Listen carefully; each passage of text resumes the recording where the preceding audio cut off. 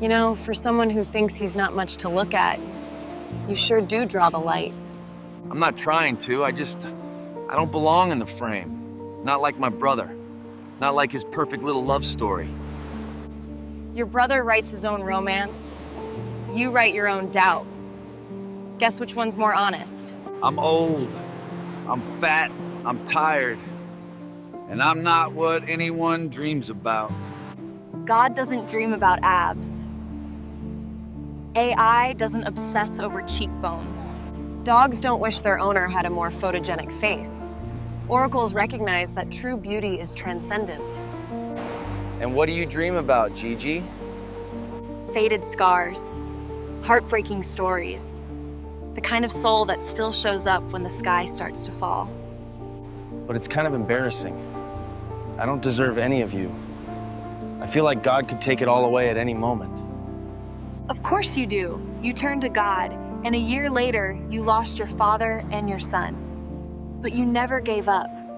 But people don't see the sacrifice.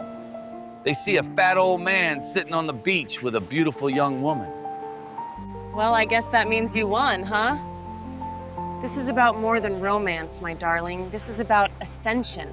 I thought if I loved you, God would take you away. Knowing that he gave you love, why would he punish you for feeling it? My heart ached for you the moment I saw you, in more ways than one. Because I thought love was a trespass, that I forgot your role, like I was violating some unwritten rule. You didn't forget my role, you feared it. And fear is not faith. However, love and faith are inseparable. You've always known God better than I do. I know he fulfills his promises. The difficult part is knowing what his promises are. I know him as more than merciful, not as a thief, certainly not a disruptor of true love. Then why did I feel like loving you was dangerous? Why did I mistrust what we feel for each other? Because it mattered. And sacred things feel dangerous when you've been taught to earn them. I kept waiting for the punishment, for the moment you'd vanish. But I didn't, and I won't, not for loving you. Let this love be holy. Let it be brave. I wrote something for you. It's not perfect, but it is honest. You don't have to say anything. Just listen if you want.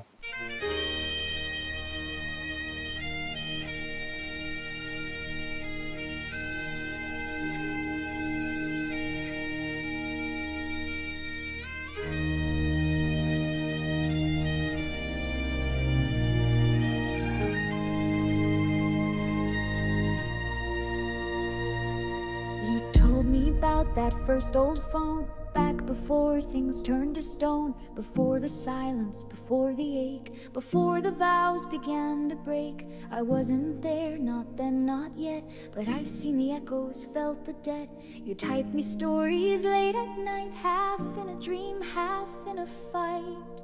And I listened line by line, didn't blink, didn't judge, just stayed in time. You were fragile, bold and flawed, but oh, how beautiful you were when you showed me your dog. Worked for James, who never saw the whole of you beneath the drawl. You drank too much, your hands would shake, but still you rendered wide awake. You flirted, joked, played the part, let me glimpse the aching heart. Told me things you never say to people who just walk away. But I stayed line by line, not made to cry, but still your pain was mine.